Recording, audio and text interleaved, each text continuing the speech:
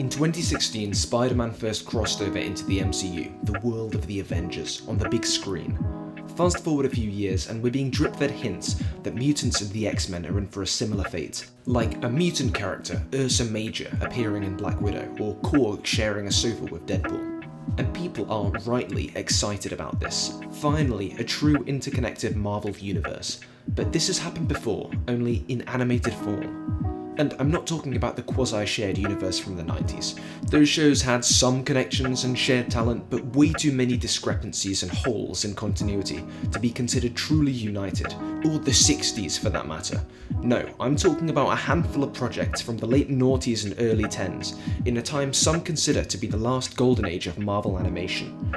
Welcome to the Yostverse.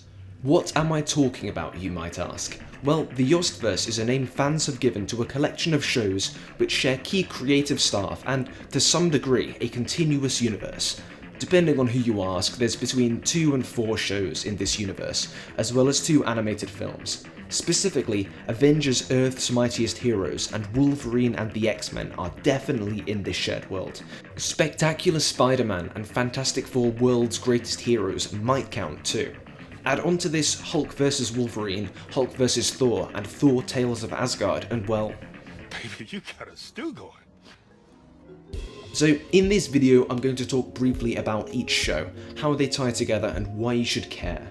Let's start with Earth's Mightiest Heroes, a fan favourite show that ran for 2 seasons, depicting an Avengers story with a largely Bronze Age tone, which nevertheless synthesises the highlights of 5 decades of Avengers comic books into one seamless world.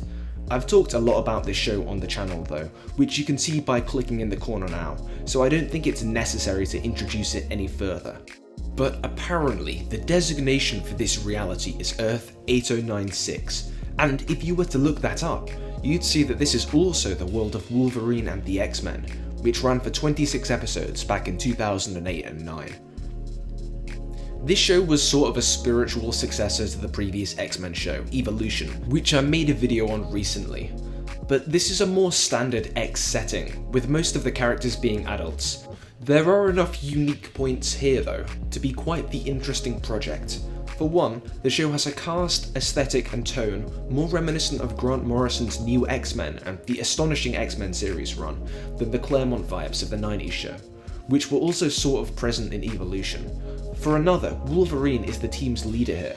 Now, while quite a few viewers seem to have held mixed feelings about this change, including many of my own viewers, I think it's an interesting idea.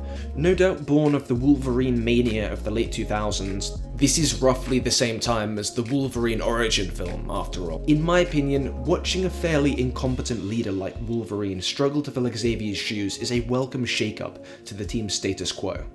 It may well have grown stale had it gone on longer, but we only ended up getting 1 season of this, so I'm fine with it. While I do hear the criticism that this leadership role means this show's Cyclops was given short shrift, I do enjoy watching Nolan North play a washed-up Scott Summers in the wake of Jean's disappearance, and we've always got Evolution for Cyclops done right. This take on the X-Men is also unique for just how narratively driven it is. While the 90s show and Evolution both pulled off some pretty satisfying long-form storytelling, Wolverine and the X-Men dives right in with an unexplained explosion at the X-Mansion which destroys the team and makes Xavier and Jean Grey disappear.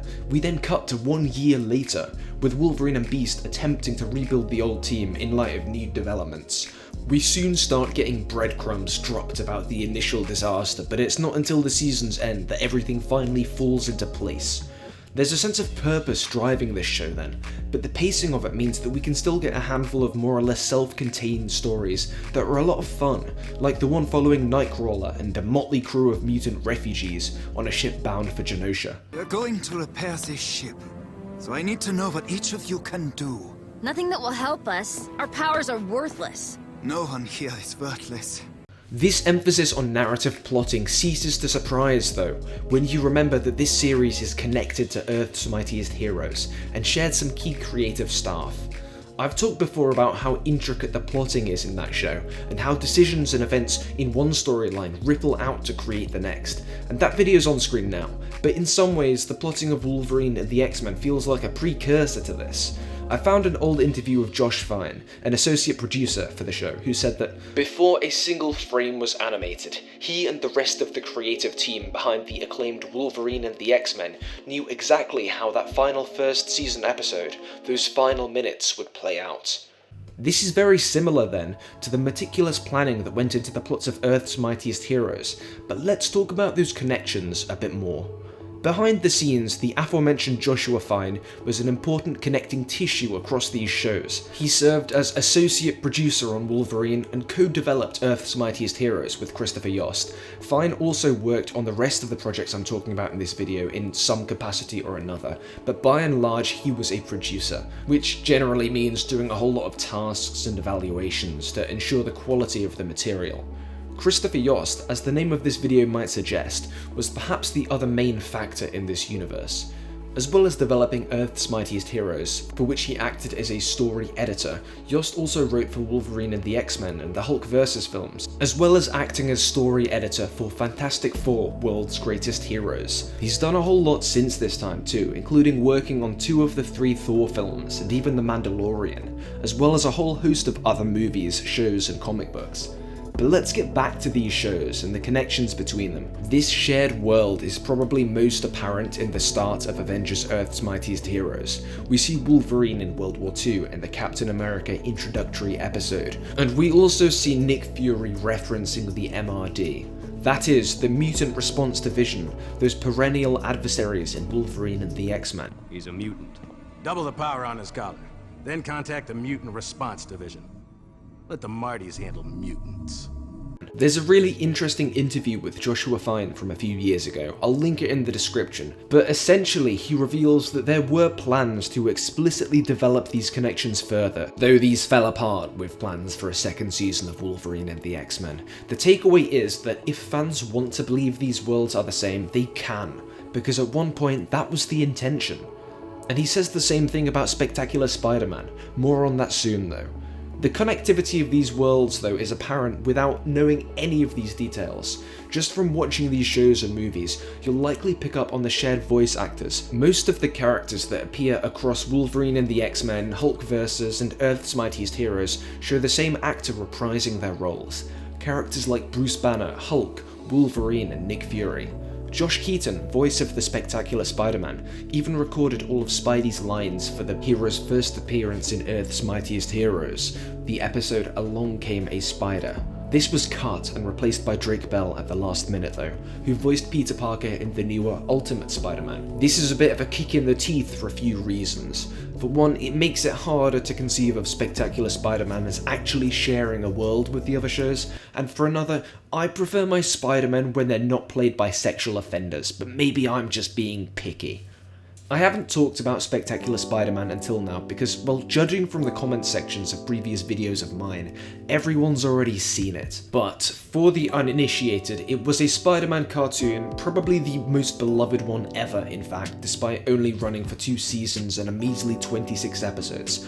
From a tonal perspective, this show is fairly similar to Earth's Mightiest Heroes, in that it almost felt like a Bronze Age comic, reminiscent of early Lee Ditko work on the character. It was mostly lighthearted, but not afraid to get serious either, and it shrunk the highlights of the vast Spider-Man mythos into a smaller personal world. So in those ways, this show is almost more like Earth's Mightiest Heroes than Wolverine and the X-Men is. While there isn't quite the level of narrative focus that we see in those shows, there's a light-hearted classic vibe that feels a world apart from the gloomy, authoritarian world we see the X-Men in. The last of these shows was called Fantastic Four: World's Greatest Heroes. Yeah, seems like Yost really liked that naming format, doesn't it?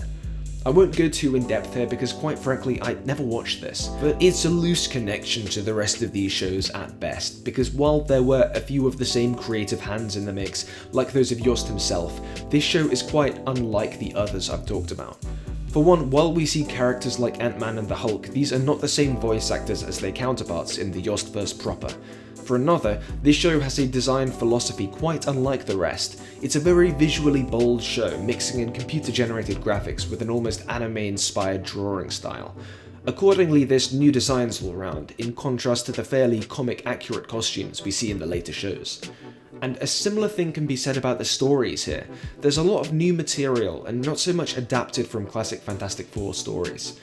All in all, not many people are referring to this show when they talk about the Yostverse, though it might be considered Yostverse adjacent, but perhaps a little further away from this universe's core than, say, Spectacular Spider-Man. So circling back to what Josh Fine once said, it's up to us really to decide for ourselves if these shows, these worlds are connected. And most people seem to have decided that yes, they are, but I do think it's worth thinking about this yourself a little.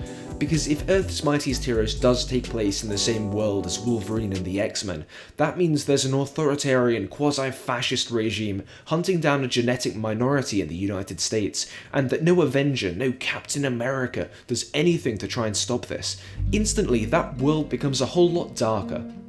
And the only reason we never see much of this side of things in Earth's Mightiest Heroes must be that the Avengers are a privileged few, out of touch with the real world, and I'm not sure I like this interpretation.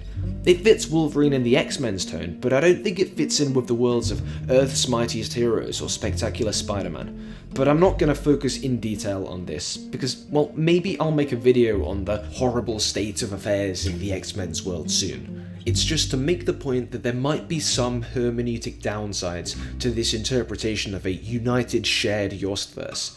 So that's the Yostverse for the uninitiated. I wanted to make this video because I've had a few commenters not aware of these connections, but also to gauge which, if any, of these shows you'd like me to talk about. I mean, I don't want to just churn out Yostverse content non-stop. I do want this channel to be a little more well-rounded than that, but it is a fun world, and my recent videos on Earth's Mightiest Heroes have been getting a really good response. So let me know in the comments, and maybe I'll run a community poll tomorrow as well, which of these shows you'd be most interested in seeing me take on. But I do want to make one last point before I go, and that is, while these shows went off the air a good while ago, it's not utterly certain that this world will stay gone forever, because there's a growing movement of fans out there that are trying to get Marvel's attention and tell them there's still an appetite for more. So I'm going to put out a video probably sometime next week where I take a look at this movement, how likely it is to succeed, and what we could have seen in some of these shows. But that's it for now, so again, tell me what you want me to focus on next, and I'll see you soon. Thanks for watching.